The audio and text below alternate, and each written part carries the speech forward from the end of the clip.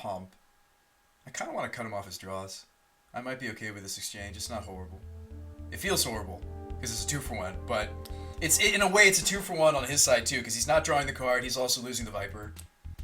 We didn't draw our token generators to go with the feeder and the vampire.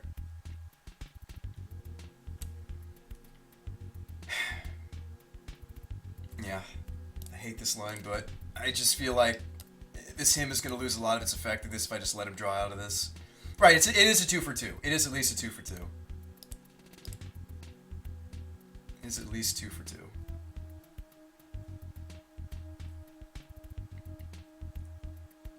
Two for 1.5. Well, cards are cards are cards are cards. So that's kind of my feeling on the matter. You know, cards are cards. Alright, so let's get hasty.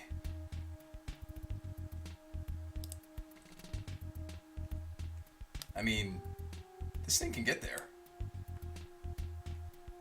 Alright, Obnix. Well, okay, combat first.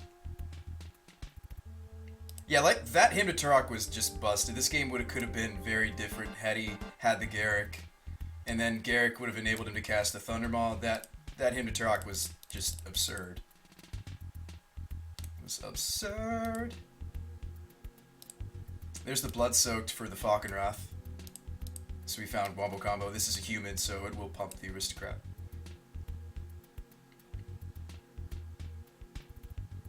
Okay, Fauna Shaman. Do you be greedy and kill the fauna? That's silly. Doing it. Yeah. It's wrong, but do it. Did it anyway. Alright, Blood Soaked. Elder. Unfortunately not a human, so synergy not so much there. So sacrifice the Soaked, get a +1/+1. And then after combat, we get to replay the Blood Soaked, which is neat.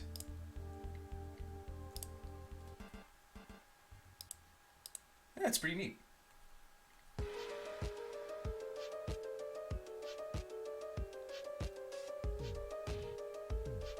No! Don't have anything.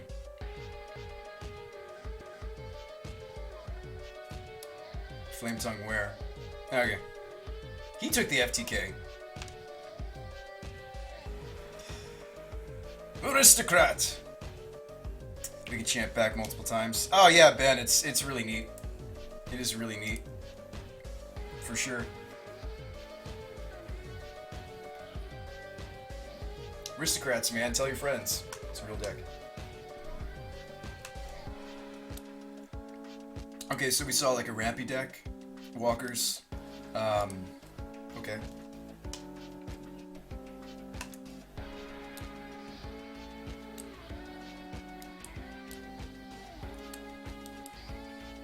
So he'd been the Thundermaw and a Garrick. Okay.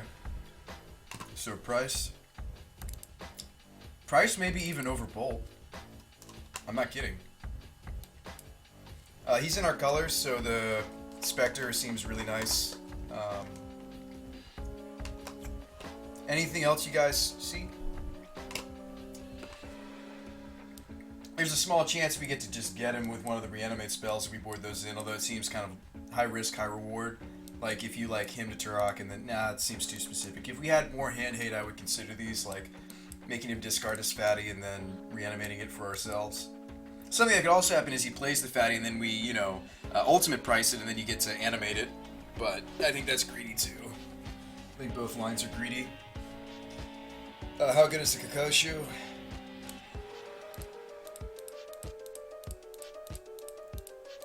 I mean, maybe we want Mana Dork Disruption. I mean, he should have dorks in that thing. We just didn't see them.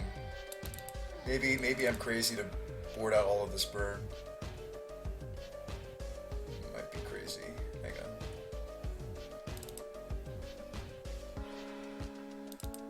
What if we do that? He should have Mana Dorks. There should be dorks in his list.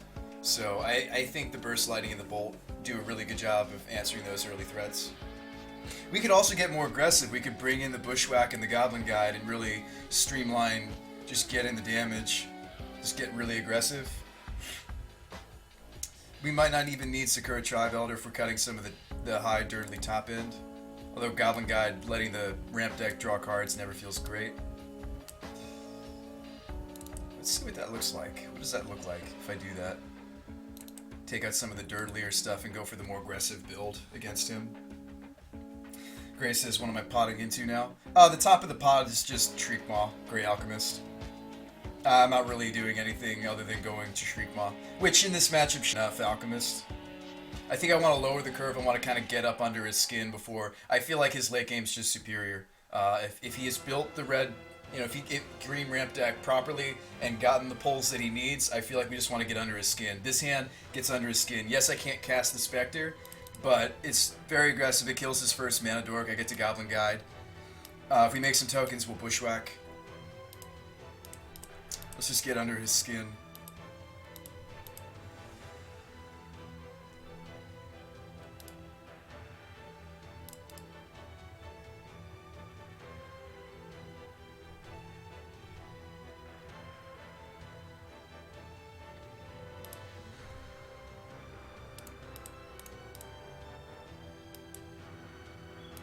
Carrington.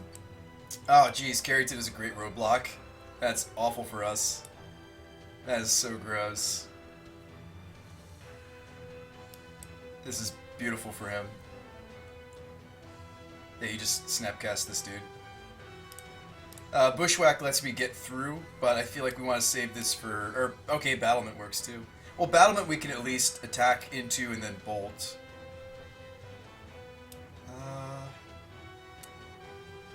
Okay, so I think the play is Seer. Well, let's go combat. We want to kill the wall. Battlefield Forge. Okay. We do want to kill the wall. It's ramp. No blocks? Okay. That's fine too. So Seer. Alright, so he drew this. We'll see. Nope, no blocks playing around, potential bolt. I don't think he saw bolt from us game one, but that's a reasonable thing to play around. You see somebody going Goblin Guide, that's what you think. There's the Garrick. Okay. Can I get him off the board? Yes. Especially if he makes a Beastie. If he goes Beastie, we just get him. Untap 2 lands, okay. Play Sylvan Carrington. I still get the Garrick. We just swing both the Garrick and then we bolt. Actually, to be more mana efficient with our... I mean, it's pretty obvious what we're planning to do. So I think to be more mana efficient with this bolt, I think we're supposed to bolt now. Redirect to Garrick. And then we'll get in with the team.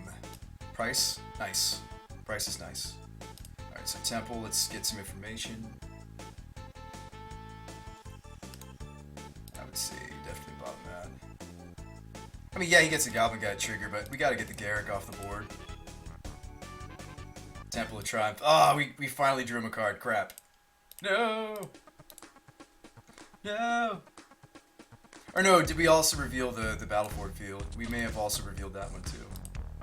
Oh, we're getting Garrick off the board. It's an exchange. We had an exchange of cards. We're gonna need some more black sources. We're seeing a lot of the red sources. I don't know, he's gonna block us really well now. I need to go wide and Bushwhack. Kill his threat, go wide, Bushwhack. We need to see our tokens. Right, team? We need to see things like Fodder and Hordling. Or just be able to cast the Spectre and fly over, which is... we have to draw back-to-back block source. It's pretty tough, let's be honest. This card is greedy, we're usually potting into it. Right? What do you guys think?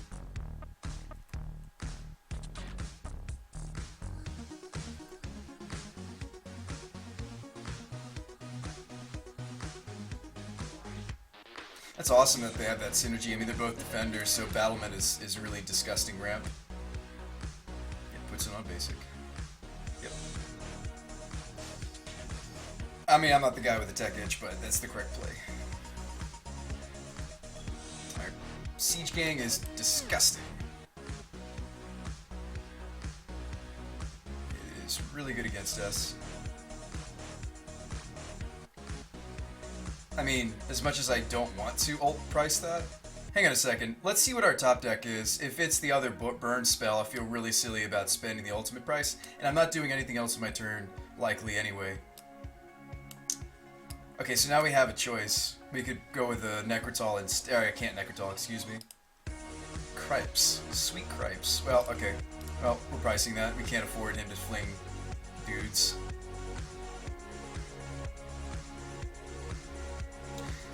I don't know, do you just kick up the jams this turn? It's not getting much better. We haven't drawn any of our token generators. These will just block us next turn. At least he doesn't have favorable blocks if we bushwhack. I don't think this guy's getting better.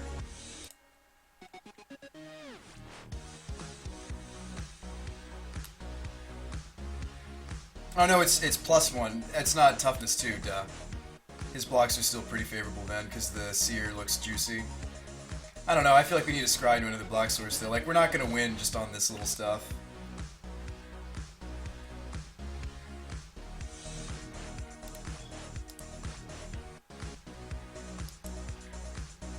Fauna Shaman, okay. No blocks? Okay. Goes to 9. I mean, a lot of these creatures are definitely worthy of a scry. The Bushwhacker is definitely worthy of a scry. I can't believe he let us get in there. He must have something really sweet. He must really want the card off the Windbrisk Heights. That's the only thing I can think. Hopefully we can scry to a block source to, as Bolts has been. Well, I think he really wants the card off the Windbrisk, Ben. So let's hope to find the second black source to Necrotal, whatever it is he Windbrisks.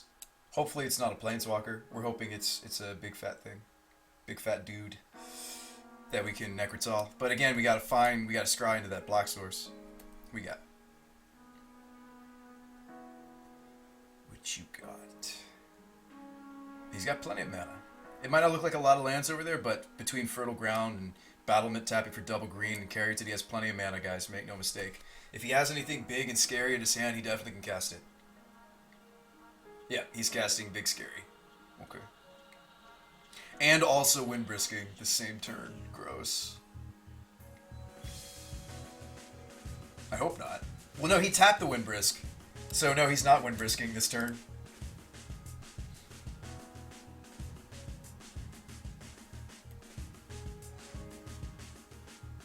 Oh, Titan? Okay.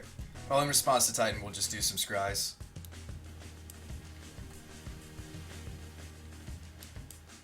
I mean, like I said, we have to hit the block source, so he's gonna go after the Bushwhack, the Vizier Seer, and my life total. Yeah, this Titan we have to definitely Necrotal. It's very good. Okay, so he decided to go after the Goblin Guide. I still would kind of prefer to hit this Bushwhacker, even though that's not what he was going after. Well, that doesn't make any sense. No, he still sacked that first. Alright, so we're gonna bottom. One more scry trigger on the Goblin Guide, and then maybe one on the Vizier Seer herself. I mean, we have to find this block source, guys. Or we're just gonna lose to the Titan.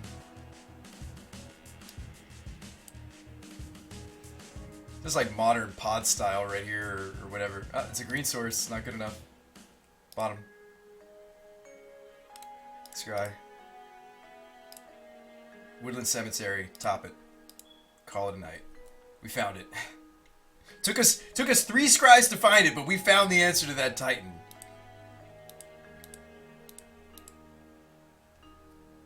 We found the answer. And it's also getting us closer to Night Spectre.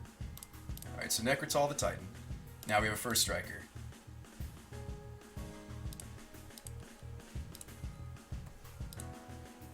Don't have anything else big and scary, please. Just don't have anything else good. Come on, man. Just don't have it.